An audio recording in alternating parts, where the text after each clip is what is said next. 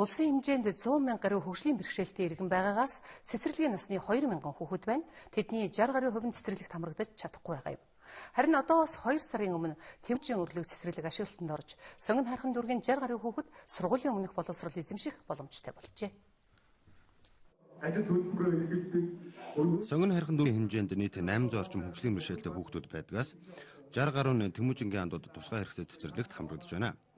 Ингэснээр хүүхдүүдийн хувьд сурч боловсрох эрхээ хэлхээс гадна эрүүл мэндийн үйлчилгээ авах боломжтой боллоо. Улаанбаатар хотын хэмжээнд бараг л доктортой үйл ажиллагаа явуулж байгаа гэх юм бол манай цэцэрлэг юм байна. 50 дугаар Баян зүрх дүүрэг дээр бол бас тусгай хэрэгцээ цэцэрлэг байгаа. Гэхдээ төсөн мөнгнөөс болоод бас шинэ байр баригдахгүй халуун асуудлууд байгаа.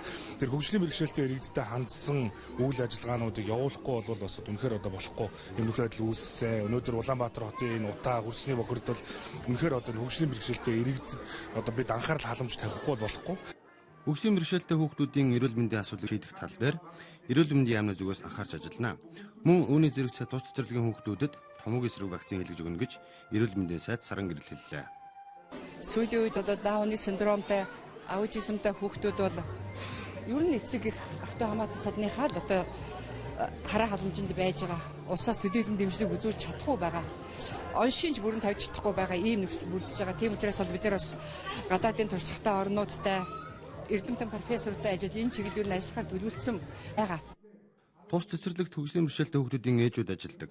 Ингэснээр хүүхдүүдэд хурц ажиллах, мөн тэднийг ойлгож тусалж дэмжих боломж илүү байдаг талаар эцэгчүүд мөн хэлж байсан юм. Сандаг байгууллагч энэ цэцэрлэгийн үндэсний хэмжээнд олон санал. Та бүхэнд манай улсын